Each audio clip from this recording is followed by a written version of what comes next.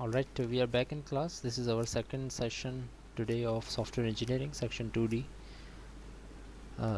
Class हमारी discrete structures की थी अभी, बट चूँकि हमारे नेक्स्ट जो भी सैटरडे है तब हमारी क्लास सॉफ्टवेयर इंजीनियरिंग और डिस्क्रीट स्ट्रक्चर्स दोनों की थी, तो हमने कहा कि क्यों ना वहाँ पर डिस्क्रीट की एक क्लास कर ली जाए, यानी दोनों डिस्क्रीट की क्लासेस एक साथ और दोनों सॉफ्टवेयर की एक साथ इस वीक के लिए ओनली। नेक्स्ट वीक शायद फिज़िकल की तरफ हम जाएँ। Khair, I've just started the meeting. When the students will join, we will restart and resume this lecture. जी 133 आपने ज्वाइन किया है, काइंडली आवाज़ का बता दें मुझे। Is everything okay? आवाज़ क्लियर है? आ जाएँ बाकी भी, फिर रिज्यूम करते हैं लेक्चर को। चलें जी, स्टार्ट करते हैं हम, बाकी ज्वाइन करते रहेंगे।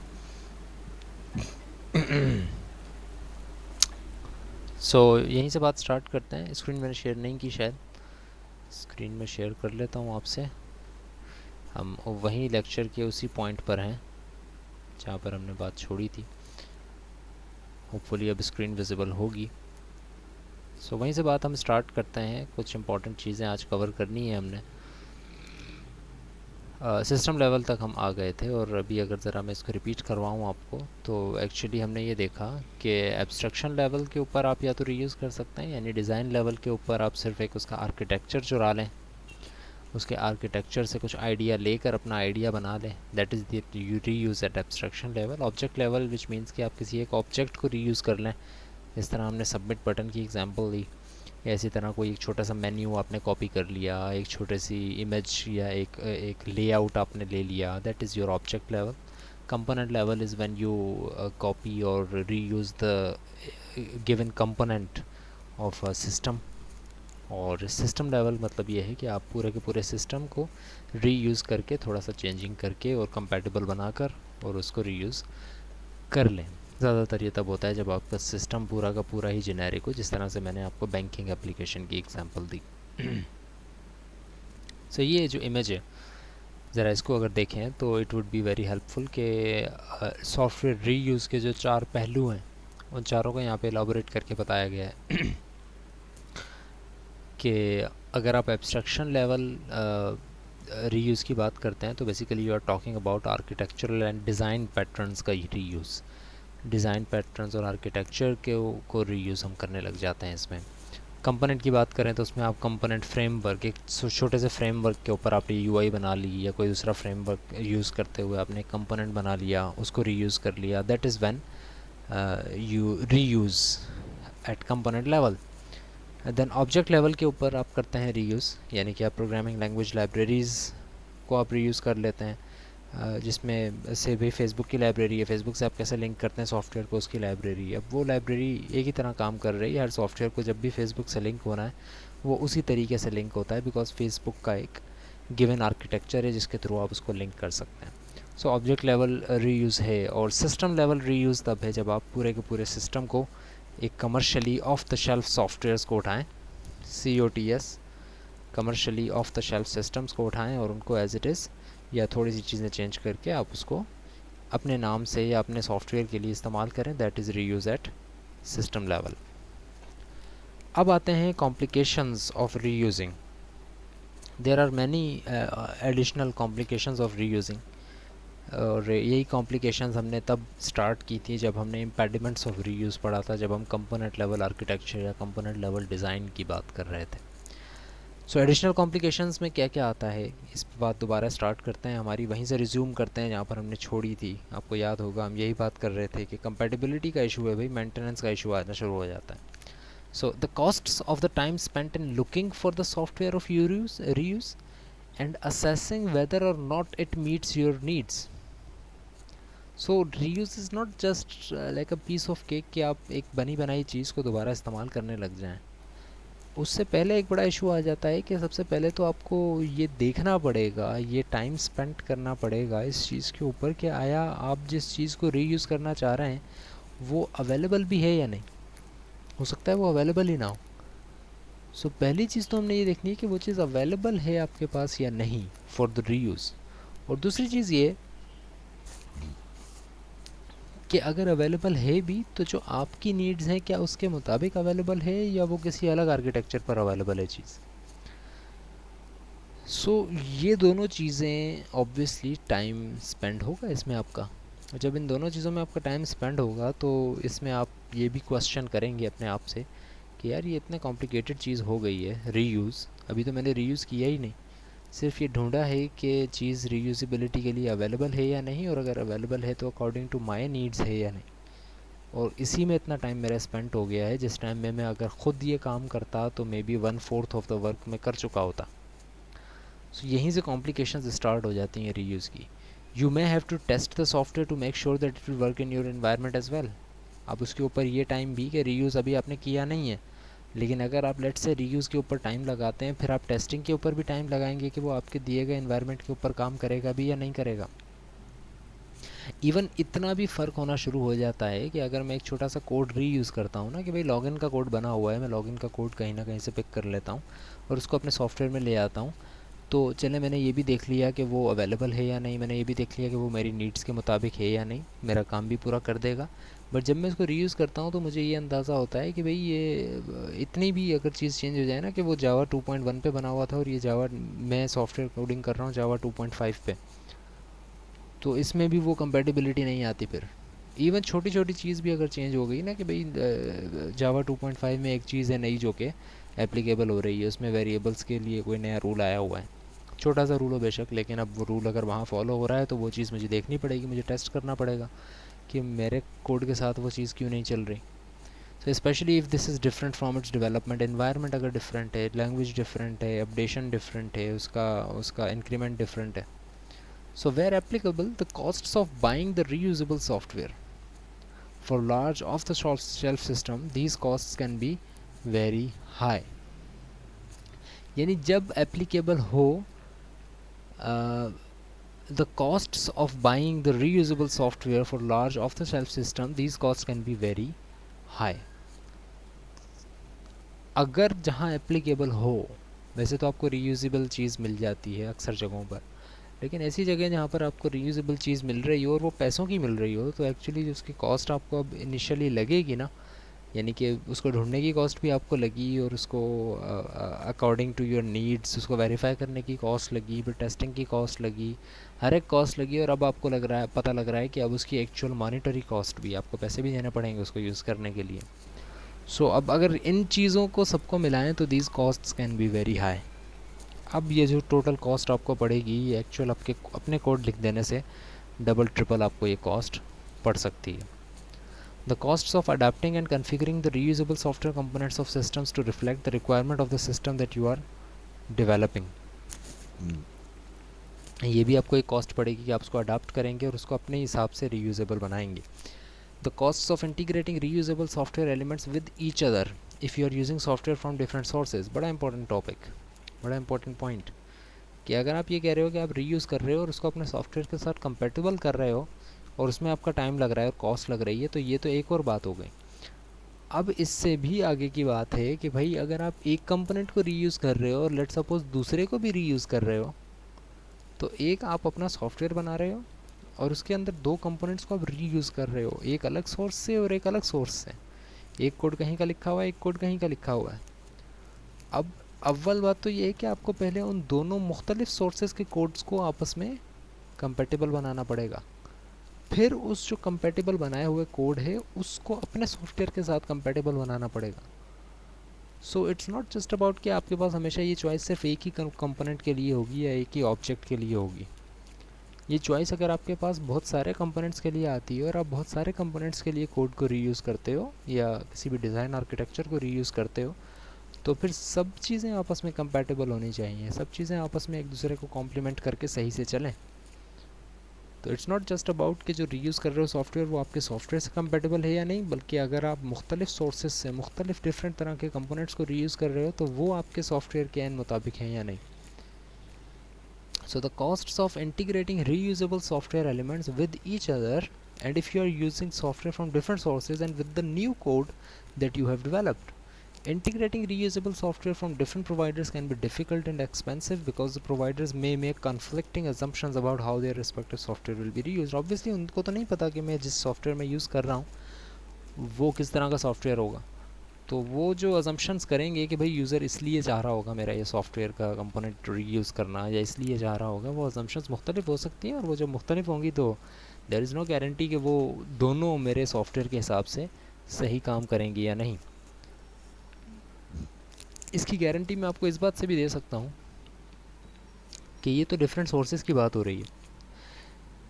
इवन इफ़ आप अपना कोड भी लिखें और वो एक लाइन में ना लिखें, यानी कि एक सीक्वेंस में ना लिखें, बल्कि लेट से आप एक दिन बैठे और आपने एक कंपोनेंट बना लिया अपने सॉफ्टवेयर का, आपने ही एक ही सॉफ्टवेयर इंजीनियर में टीम के भी डिफरेंट मेंबर की बात नहीं कर रहा हूँ, जस्ट वन सिंगल इंडिविजुअल, मैं उठता हूँ, लेट से मेरा नाम ज़ुबैर है, मैं ज़ुबैर एक यूआई डिज़ाइन कर लेता हूँ, 2 दिन उठने के बाद मैं ज़ुबैर एक पूरा का पूरा से सॉफ्टवेयर लिखता हूँ, एक मैनेजमेंट सिस्टम बनाता हूँ, फिर तीसरे दिन मैं उठ के जो है वो एक डेटाबेस बनाता हूँ। अब मैं जब उन तीनों चारों चीज़ों को इंटीग्रेट कर रहा हूँ ना, तो बिलीव मी 3 दिन मुझे अगर तीनों अलग अलग चीज़ें बनाने के लिए लगे हैं तो मुझे इंटीग्रेट करने के लिए भी 3 दिन लगेंगे। एक एक चीज़ बनाने के लिए 1 दिन लगा था, और अब तीनों चीज़ों को इंटीग्रेट करने के लिए 3 दिन लगेंगे, इवन दो पूरा कोड मैंने लिखा है। जब आप थोड़ी लार्ज सिस्टम, लार्ज स्केल की इंटीग्रेशन करना शुरू करेंगे, लार्ज स्केल की कोडिंग करना स्टार्ट करेंगे, इवन तो शायद आप आज भी कर रहे हो, आजकल भी कर रहे हो ऑब्जेक्ट ओरिएंटेड प्रोग्रामिंग में, सो आप इस बात से मेरी एग्री करेंगे कि आपको ख़ुद भी वो कोड इंटीग्रेट करने में बड़ी मुश्किल हो रही होगी। So what is the guarantee कि आप जब कोड को रीयूज़ करें, सुनने में बड़ा अच्छा लगता है, रीयूज़ कर लें, बना बनाया कोड है उसको ले लें, बड़ा बना बनाया यूआई है उसको ले लें, लेकिन उसको अपने सॉफ्टवेयर के साथ इंटीग्रेट करके चलाना, it is a very very very hectic thing. So it is one of the complications when you reuse something. दूसरे टॉपिक की तरफ आ रहे हैं हम। अभी हम रीयूज़ के टॉपिक को देख रहे थे, इन 3 एस्पेक्ट्स को हमने समझना है, रीयूज़ के ऊपर हमने थोड़ी बात की है। अब हम दूसरी चीज़ के ऊपर आ रहे हैं, that is configuration management. Configuration management क्या है? सिंपल लफ्ज़ों में मैं आपको बताता हूँ। कॉन्फ़िगरेशन मैनेजमेंट का मतलब ये है कि जो काम आप करते जा रहे हैं ना, उसको लिख लिख कर सेव करते जाएं कि भाई आपने इस वक्त ये काम किया, फिर ये गलती आई आपकी तो आपने इसको ऐसे सही किया, ये गलती आई तो ऐसे सही किया, यहाँ से कोड रीयूज़ किया, वो नहीं चला तो फिर आपने अपना कोड लिखा, ये सारी चीज़ें डॉक्यूमेंट करते जाएं। That is actually your configuration management. So during the development process, many different versions of each software component are created. न सिर्फ कंपोनेंट बल्कि मुख्तलिफ सब कंपोनेंट्स एंड सब ऑब्जेक्ट्स भी आप डिफरेंट तरह के बना रहे होते हैं। फॉर एग्जांपल आपको मैं एक एग्जांपल देता हूँ, आप फॉर्म भरते हैं कोई, ये एग्जांपल चूँकि मेरे साथ अभी लास्ट कुछ डेज़ के अंदर भी आई है, जब मैं क्विज़ बना रहा था, वो आपसे शेयर करता हूँ। जब मैं क्विज़ बना रहा था तो उसने मुझे चॉइस दी कि आप जब क्विज़ बना रहे हैं MS टीम्स के ऊपर तो उसमें मल्टीपल चॉइस क्वेश्चंस रख रहे हैं। I said yes, multiple choice questions है। फिर उसने मुझसे उस ऑप्शंस पूछी, मैंने उसको ऑप्शंस दे दी। अब उसमें हुआ ये कि उसने बोला ये ऑप्शंस सारी की सारी एक साथ सामने आ जानी चाहिए या 1 बाय 1 आनी चाहिए। यानी अगर आपसे मैं कोई क्वेश्चन पूछता हूँ MCQs, तो ऐसा भी तो हो सकता है कि मैं आपसे पूछूं कि which of the following is something something something, और 4 ऑप्शंस हैं उसके, लेकिन मैं आपको चारों ऑप्शंस अभी दिखाऊं नहीं, मैं आपसे सिर्फ एक ऑप्शन दिखाऊं और मैं कहूँ कि आपको लगता है ये सही है। आप अगर उसको नो कर देते हैं तो वो ऑप्शन अब दोबारा आपके पास नहीं आएगा। फिर दूसरा ऑप्शन आएगा, क्या आपको लगता है ये सही है? यानी कि एक ही वक्त में चारों ऑप्शन आपको नज़र नहीं आ रहे। उसका फ़ायदा क्या होगा? उसका फ़ायदा ये होगा, as a teacher, as a examiner, मुझे इसका बड़ा फ़ायदा है। और वो फ़ायदा ये है कि अगर मुझे कोई क्वेश्चन ऐसा बनाना है जिसमें आपने देखा होगा कुछ क्वेश्चंस में इस तरह से होता है जवाब कि both A and B, right, या बोथ ऑफ दीज या नन ऑफ दीज, इस तरह का ऑप्शन होता है। तो उसमें होता ही है कि बोथ A एंड B अगर आपको नज़र आ जाता है ना स्टूडेंट्स को, मेरी ख़ुद की थिंकिंग ये हो जाती है, जब मुझे बोथ A एंड B नज़र आता है तो मुझे लगता है कि यार यही सही जवाब होगा, क्योंकि अक्सर ऐसा बोथ A एंड B वाला जवाब नज़र नहीं आता मल्टीपल चॉइस क्वेश्चंस में, सिर्फ तभी नज़र आता है जब ज़्यादातर चांसेस हों कि यही सही हो। तो मैं बोथ A एंड B दिखाता ही नहीं हूँ यूज़र को। लेट से जो मैं टेक्निक आपको बता रहा हूँ कि भाई पहला ऑप्शन आपको नज़र आए, फिर दूसरा नज़र आए, फिर तीसरा नज़र आए जिसमें हो सकता है लिखा हुआ हो बोथ A एंड B, लेकिन उससे पहले आप दूसरे को सही कर चुके हो, राइट। सो इसमें ये थोड़ी सी चेंजेस हो सकती हैं, या हो सकता है कि मैं आपको ये बताऊं कि भाई आप MCQs के जो आपके पास ऑप्शंस हैं वो एक साथ तो लिखे हुए आ रहे हों, लेकिन इस तरह लिखे हुए आ रहे हों जिस तरह एक ड्रॉप डाउन लिस्ट होती है। ड्रॉप डाउन लिस्ट का पता है, यानी कि आपके पास लिखा हुआ सेलेक्ट योर करेक्ट आंसर, और जब आप उस पर राइट क्लिक करें या लेफ़्ट क्लिक करें, ये ड्रॉप डाउन लिस्ट है। मैं प्रोटेक्ट पर क्लिक करता हूँ तो सॉरी, इसमें नहीं आ रही वो। ये ड्रॉप डाउन लिस्ट है बेसिकली, कि आप एक बटन पर क्लिक करें और उसके सारे ऑप्शंस फिर वाजे हो जाएं। तो आप जब उस पर क्लिक करते हैं लाइक दिस, आप उस पर क्लिक करें और आपके पास ऑप्शन 1, ऑप्शन 2, ऑप्शन 3, ऑप्शन 4 आए और आप उनमें से कोई एक ऑप्शन क्लिक करते हैं। तो ये भी तरीका हो सकता है। इस तरह मल्टीपल तरीके हैं किसी एक काम को करने के। क्या पॉइंट समझाना चाह रहा था मैं? या so there are multiple ways to do that. So मैंने एक काम क्यों किया, मैंने क्यों चूज़ किया ये तरीक़ेकार कि आपको चारों ऑप्शन सारे एक साथ नज़र आ जाएं। और हो सकता है कि मैंने पहले ऐसा ना किया हो, पहले मैंने ड्रॉप डाउन लिस्ट सेलेक्ट की हो और उसके बाद फिर मैंने कोई चीज़ चेंज कर दी हो। तो ये चीज़ आपने डॉक्यूमेंट करके रखनी है, ताकि आइंदा अगर आपके जहन में कोई चीज़ आती है कि यार इसमें बेहतर हो सकता है अगर मैं इसको ड्रॉप डाउन लिस्ट कर दूँ, तो अगर आप ड्रॉप डाउन लिस्ट उसको सेलेक्ट करते हो, पता लगता है आपके सॉफ्टवेयर में मसले आना शुरू हो गए। और फिर आपको 4 दिन बाद याद आता है कि अच्छा ये मसला तो पहले भी आया था जब मैंने सॉफ्टवेयर स्टार्ट किया था, और उस वक्त मैंने इस मसले को हल करने के लिए ही ड्रॉप डाउन लिस्ट को यूज़ करने के बजाय मल्टीपल चॉइस क्वेश्चंस यूज़ किए। सो इन चीज़ों को अगर आप डॉक्यूमेंट कर लेंगे, अपने डिफरेंट वर्जन्स को, अपने डिफरेंट चेंजेस को, अपने डिफरेंट जो भी एडिटिंग आप करते जा रहे थे उन सब चीज़ों को आप डॉक्यूमेंट करते रहें, लिखते रहें, that whole process is actually known as configuration management. If you don't keep track of these versions in a configuration management system, then you are liable to include the wrong versions of these components in your system as well. हो सकता है कि आप multiple function components आपने बनाए हैं, multiple different versions अपने software के बना लिए। अब उसमें नुकसान आपको ये होना शुरू हो जाएगा कि जब आपने मल्टीपल डिफरेंट वर्जन्स बना दिए तो अब आपको ये नहीं पता कि एक्चुअली सही वर्जन कौन सा था। अब एक स्टेबल वर्जन था जिसमें सब काम सही से हो रहे थे, और एक वर्जन ऐसा था जो कि अभी आप जिस पर पिछले 4 घंटे से लेट से काम कर रहे हैं और उसमें आपने काफ़ी चीज़ें चेंज कर दी हैं। अब आपको लगता है कि वो वर्जन स्टेबल है, काम कर रहा है, लेकिन उसमें अब एक ऐसा मसला आ जाता है जिसकी वजह से आपको पिछली तमाम चीज़ों को चेंज करना पड़ता है, यानी कि रिवर्ट करना पड़ता है। तो अगर आपके पास कॉन्फ़िगरेशन मैनेजमेंट सिस्टम होगा तो आपको ये याद रहेगा कि कौन सा वर्जन मेरा सही काम कर रहा था, कहाँ से गलती स्टार्ट हुई, क्या चीज़ मैंने तब ऐड की थी जब से ये गलती स्टार्ट हुई, वहाँ पर सिर्फ चेंजेस करनी है, उसके अलावा जो 4 घंटे का काम है वो ज़ाया ना हो। So if you keep track of these versions, if you keep track of all these changes and all this versioning, then it would be very helpful for you to develop the software in a very well formed way. Many technologies such as GitHub are present to accommodate these type of versioning. तकरीबन हर एक software को GitHub के through या इसी तरह की किसी दूसरी वर्जनिंग सिस्टम के थ्रू मैनेज किया जाता है, जिसके अंदर आप मल्टीपल वर्जन्स अपने सॉफ्टवेयर के रख सकते हैं विदाउट इवन।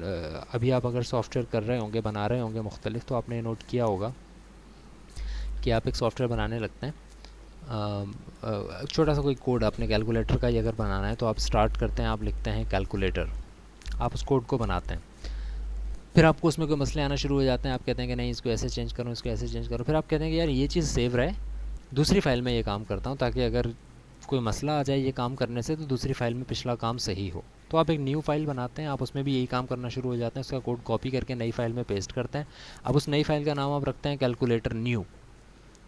फिर यही काम आपको कोई और किसी और मसले में नज़र आता है, आप एक और फाइल बनाते हैं, आप उसको कहते हैं calculator new 1, calculator final 1, calculator final 2, and then इस तरह अपना नाम रखते जाते हैं।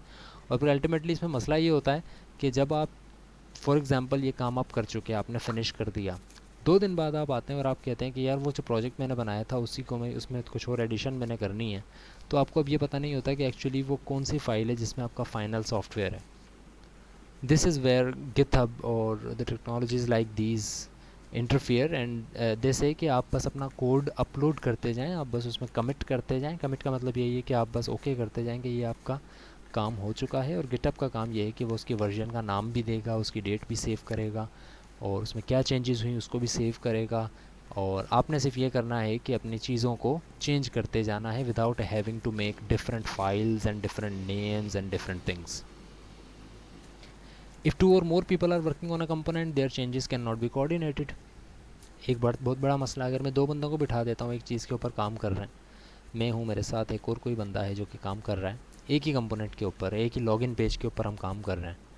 सो ऐसा हो सकता है कि मैं कोई किसी चीज़ में कोई चेंज करूं और दूसरे दिन आकर वो उस चेंज को रिवर्ट कर दें, वो कहे यार ये पता नहीं किसने चेंज कर दिया, ये तो मैंने नहीं किया, मैं ऐसा तो नहीं करना सोच रहा था, मैं तो सोच रहा था नेम की फ़ील्ड बाद में और रोल नंबर की पहले हो, वो दोबारा उसको चेंज कर दें।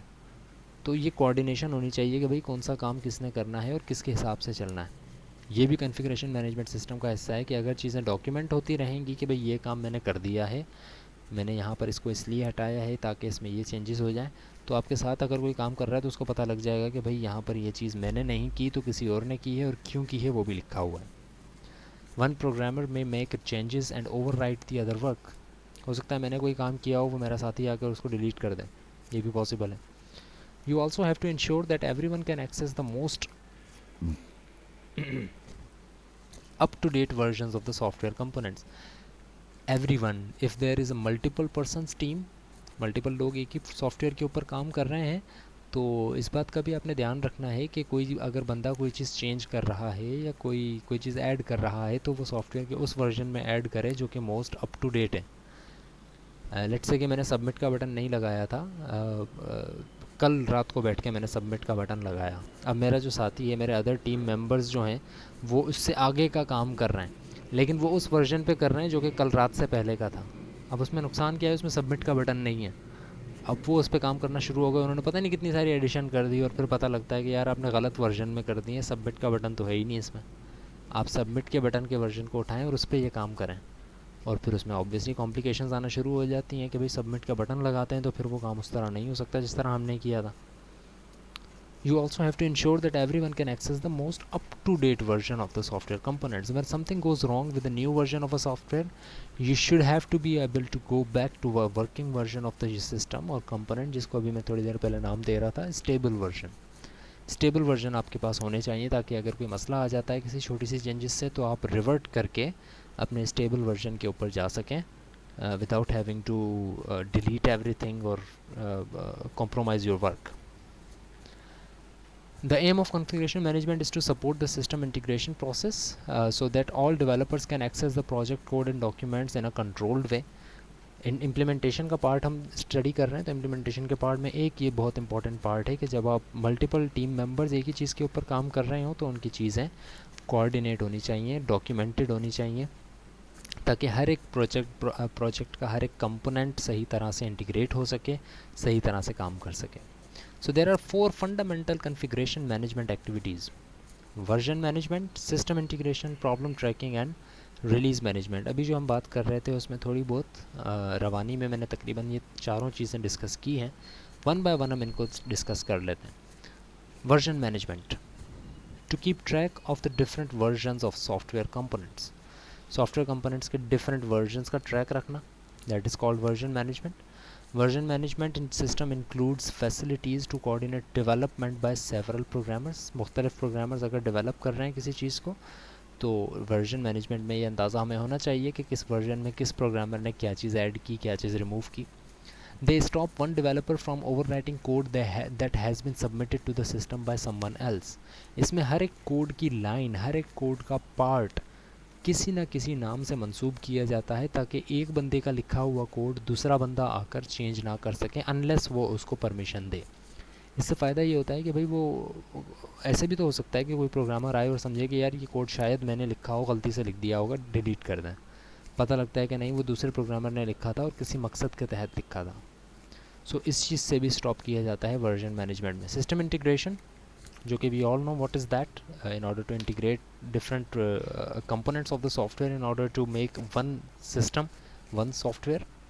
It is to help developers define what versions of components are used to create each versions of a system.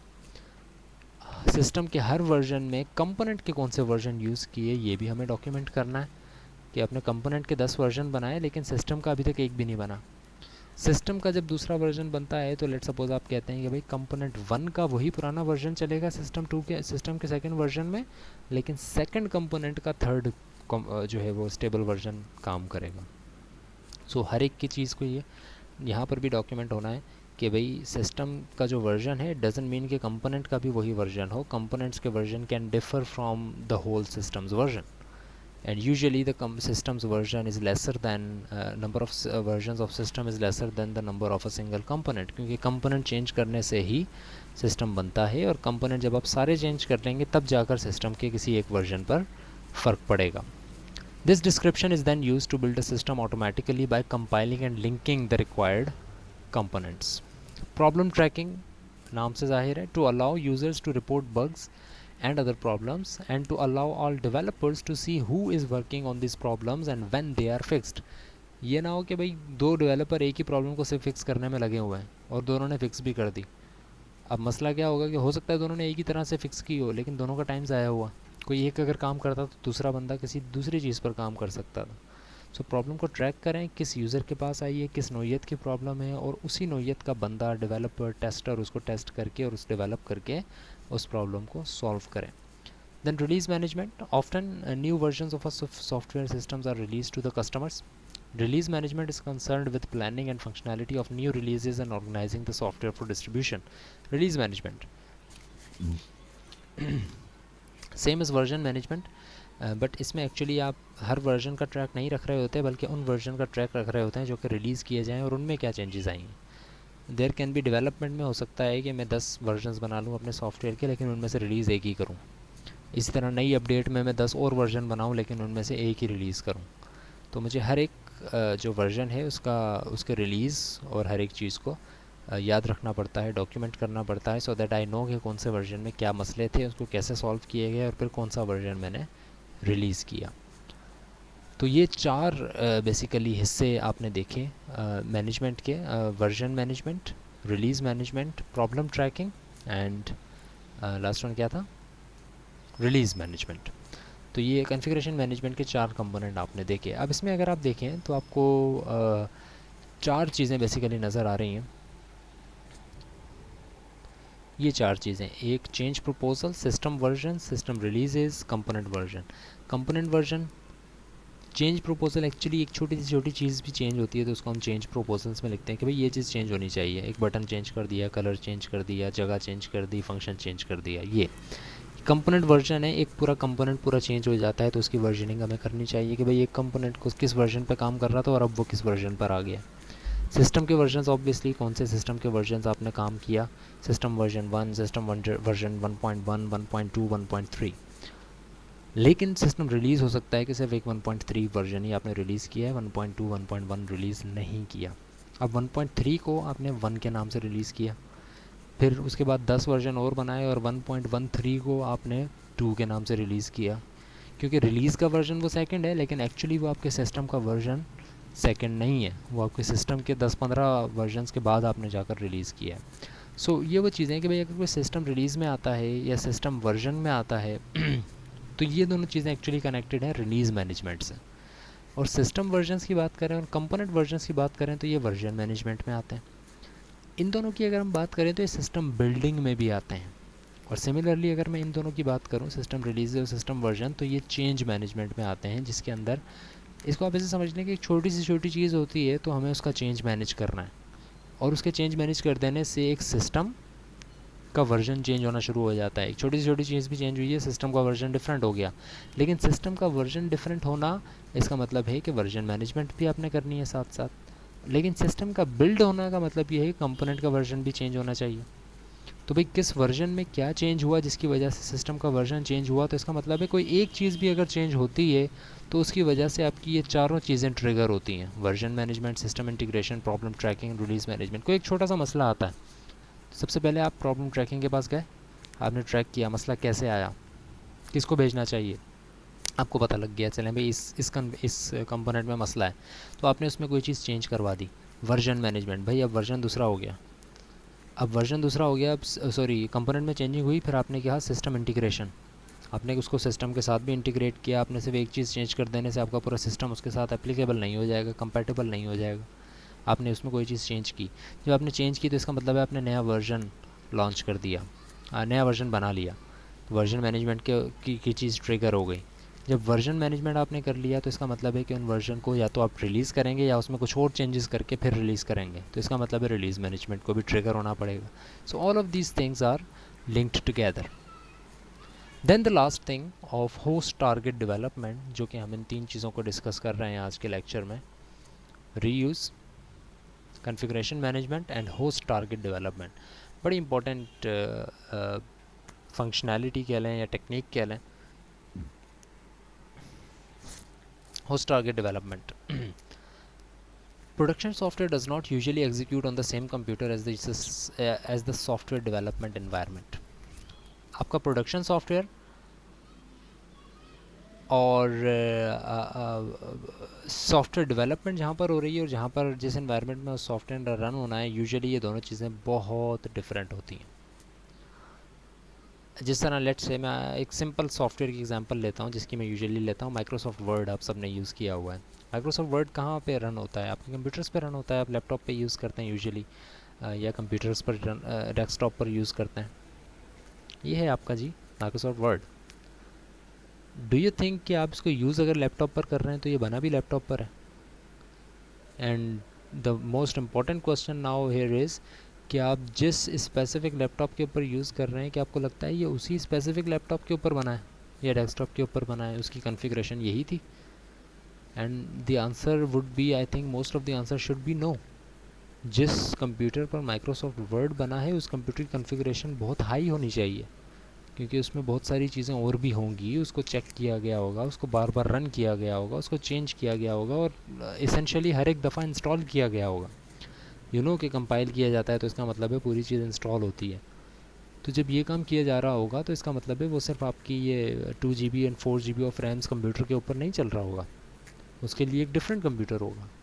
So let's say अगर माइक्रोसॉफ्ट वर्ड जिसने बनाया है उसके कंप्यूटर पे वो चीज़ सही चल रही है, तो और वो ये कहता है कि भाई ये सब कंप्यूटर्स पर सही चलेगी, तो that person would be wrong.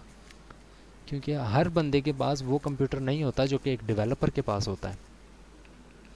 So often यही होता है कि आप जो चीज़ डेवलप करते हो वो करते अपने कंप्यूटर पर हो, लेकिन अपने कंप्यूटर के लिए नहीं करते हो, किसी और कंप्यूटर के लिए डेवलप करते हो,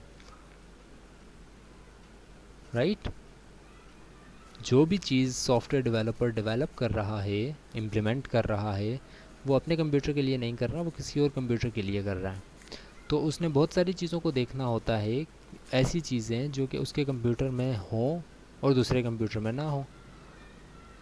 ठीक है जी। फॉर एग्जांपल आप अगर अभी 4 GB ऑफ रैम को इस्तेमाल करते हुए एक कैलकुलेटर बना लेते हैं और आप ये कहते हैं कि यार ये कैलकुलेटर किसी भी से स्मार्ट वॉच के अंदर चल जाएगा, तो भाई स्मार्ट वॉच के अंदर वो कंप्यूटिंग पावर नहीं होती जो कि आपके कंप्यूटर के अंदर है। आपने तो अपने कंप्यूटर में वो कैलकुलेटर चला कर देख लिया, लेकिन अगर वही कैलकुलेटर मैं अपनी स्मार्ट वॉच में चलाता हूँ तो वो नहीं चल सकेगा। क्यों नहीं चल सकेगा? क्योंकि आपके कंप्यूटर में 4 GB of RAM and 128 GB of hard disk है। फॉर एग्जांपल मेरी स्मार्ट डिस्क में, मेरी स्मार्ट वॉच में 25 MB ऑफ रैम भी नहीं है। सो वहाँ पर आपका कंप्यूटर कैलकुलेटर हैंग हो जाएगा और फिर आप कहेंगे कि नहीं मेरे कंप्यूटर पर सही चल रहा है। So host target development actually ये कहता है कि there are actually 2 systems. You develop the thing, the software on one computer, जिसको हम कह लेते हैं होस्ट सिस्टम, जहाँ पर डेवलप होता है software, and execute it on a separate computer which is known as the target system. Host and target, host का मतलब ये है कि वो सिस्टम जिसके ऊपर आपने सॉफ्टवेयर बनाना है, टारगेट का मतलब वो कि जिसके लिए एक्चुअली बनाना है, जिस सिस्टम के लिए एक्चुअली आपने वो सॉफ्टवेयर बनाना है। And usually most of the times the host and target systems are sometimes of the same type, but often they are completely different. They are not the same system. Based on this idea of development platform and execution platform, यानी कि host and target, sometimes the development platform and execution platform are the same, making it possible to develop the software and test it on the same machine. But however, particularly for embedded systems and mobile systems, the development of the execution platform are different. But particularly जब आप embedded systems की या mobile applications की बात करते हैं, भाई आप सिस्टम ही स्मार्ट कार के लिए बना रहे हैं, स्मार्ट वॉच के लिए बना रहे हैं, तो वो आप अपने कंप्यूटर पे टेस्ट ही नहीं कर सकते। कंप्यूटर तो कंप्यूटर है, ना ही सिर्फ कंप्यूटिंग पावर बल्कि पूरा का पूरा एनवायरनमेंट ही डिफरेंट है। उसमें ना माउस होता है, स्मार्ट कार में आप चले जाए ना माउस है, ना कीबोर्ड है, ना कुछ है, तो आप वहाँ पर अपनी मशीन कैसे चला सकते हैं? इसी तरह एंड्रॉयड एप्लीकेशन है, वो मैं बनाऊँ तो कंप्यूटर पे बना लूँगा कंप्यूटर पे, लेकिन चेक कैसे करूँगा कंप्यूटर पे चला कर? उसके लिए मेरे पास क्या होना चाहिए? किसी को पता है उस चीज़ का नाम? यू नीड टू इधर move your developed software to the execution platform, या तो आप अपने डेवलप्ड सॉफ्टवेयर को एग्जीक्यूशन प्लेटफॉर्म पर मूव करें टेस्टिंग के लिए, या फिर एक सिमुलेटर को रन करें डेवलपमेंट मशीन के ऊपर। सिमुलेटर क्या होता है, कौन बता रहा है? किसी ने नाम सुना है सिमुलेटर का आज से पहले?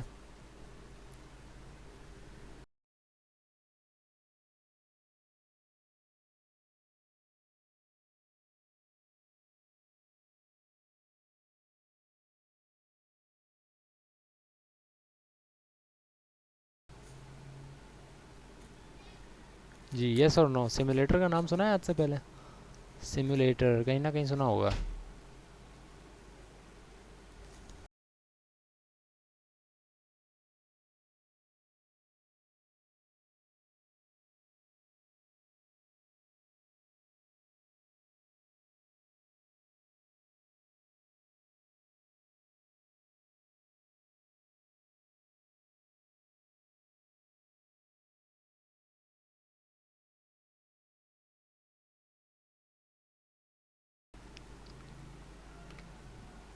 ओके गुड, 135 कह रहे हैं सुना है कहीं। कुछ एक्सप्लेन कर सकते हैं क्या होता है सिमुलेटर? थोड़ा सा अगर हेल्प हो जाए हमारी। What do you think a simulator is?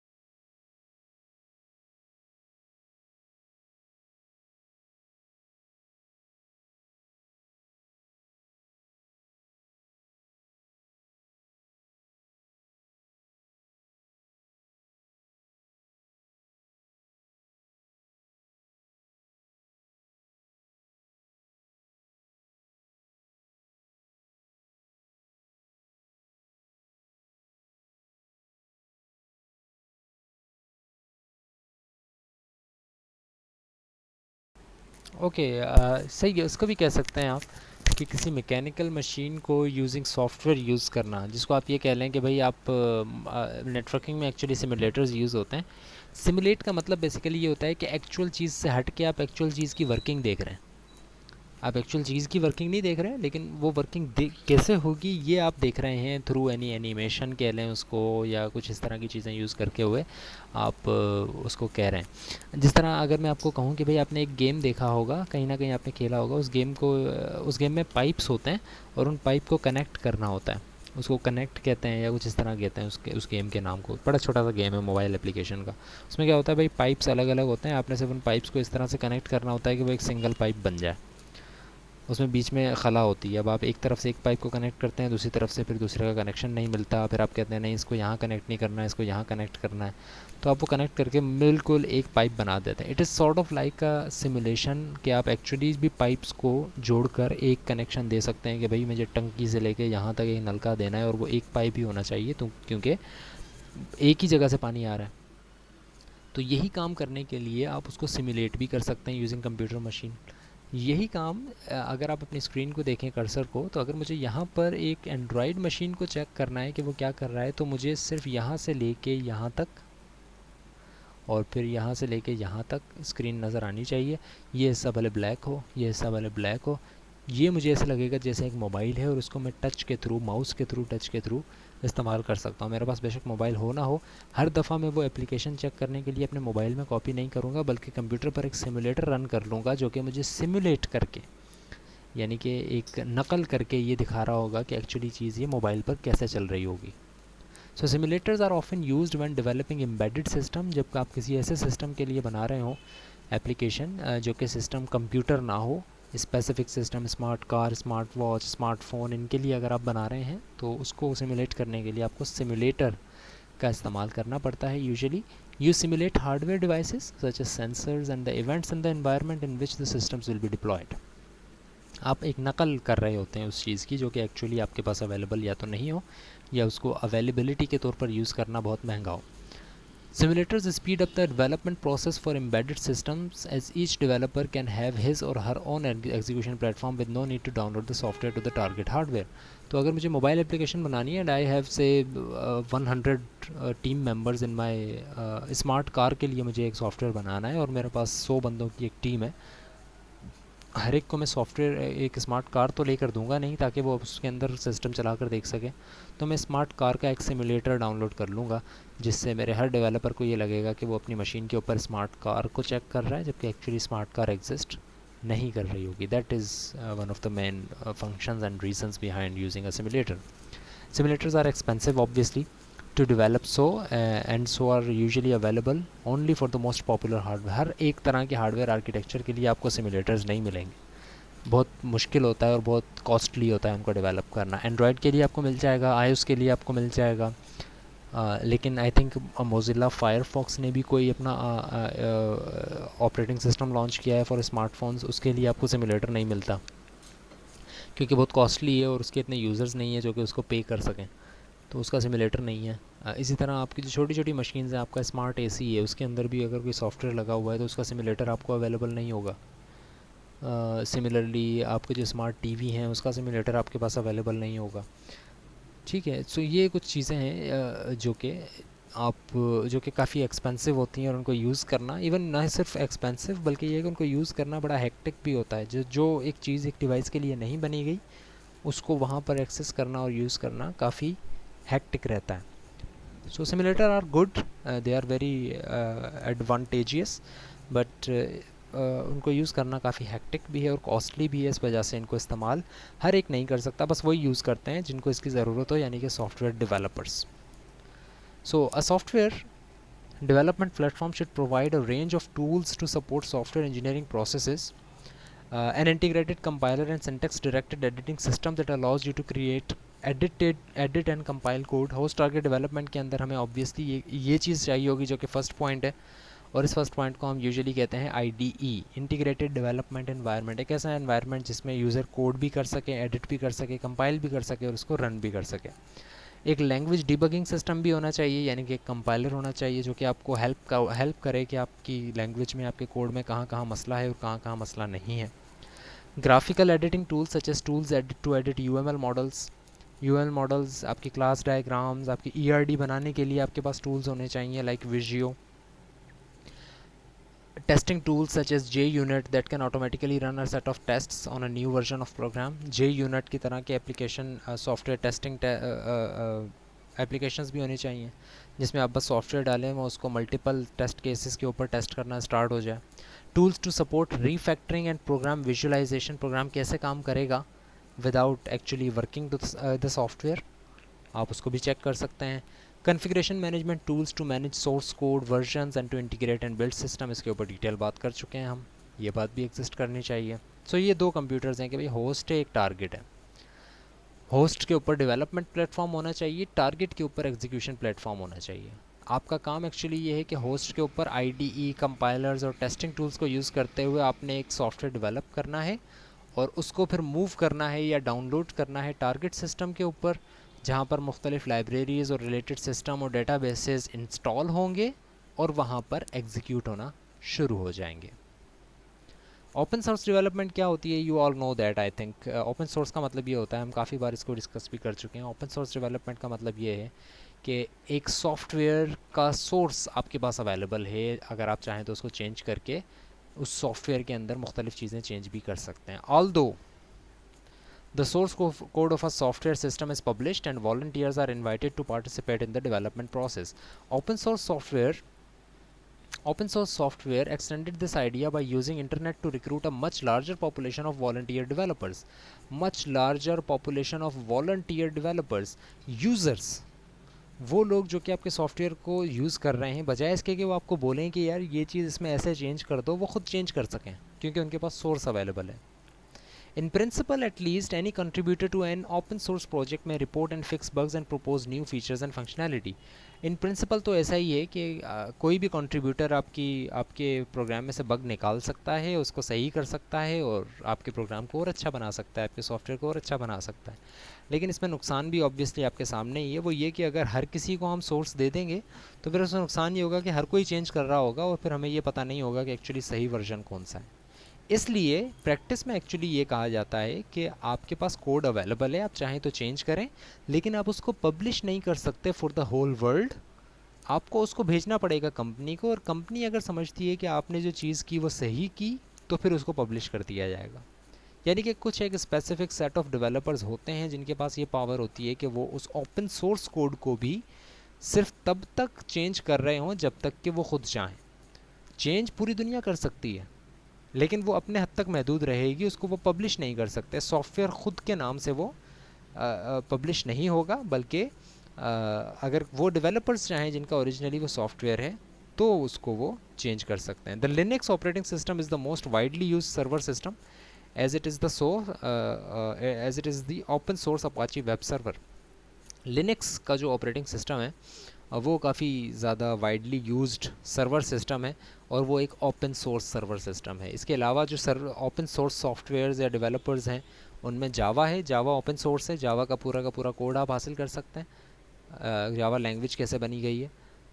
Eclipse जो IDE है, एक्लिप्स जिस तरह आपने कोड ब्लॉक्स यूज़ किया है या डेव यूज़ किया है उस तरह जावा के लिए एक्लिप्स यूज़ होता है। एक्लिप्स ओपन सोर्स है, सारी की सारी चीज़ें उसकी अवेलेबल हैं as a source. MySQL database जो है वो ओपन सोर्स है सारा का सारा, ठीक है।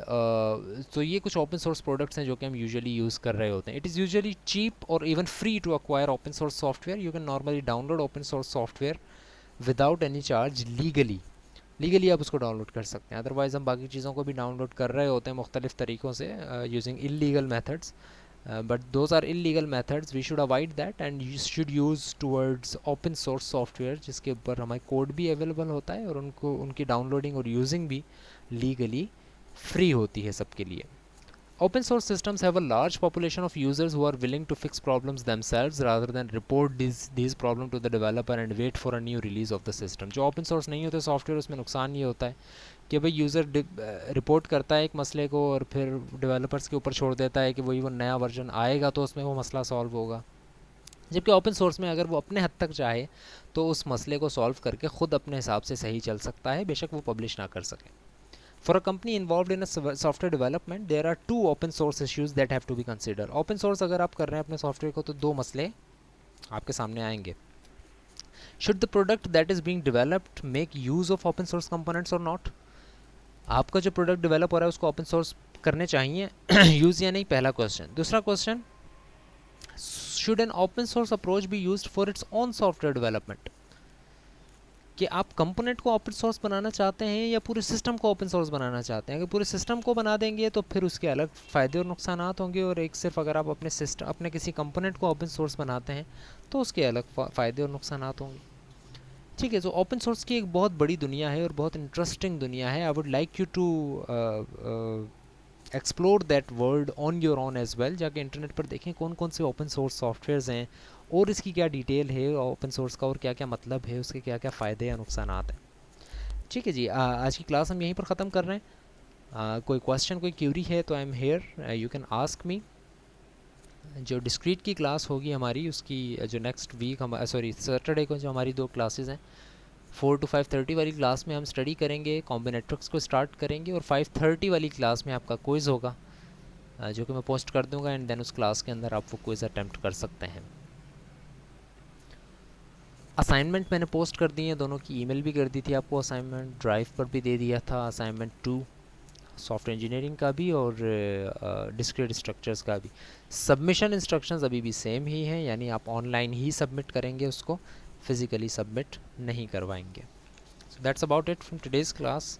सी you on Saturday on our discrete structure classes for a class session and quiz. Thank you very much.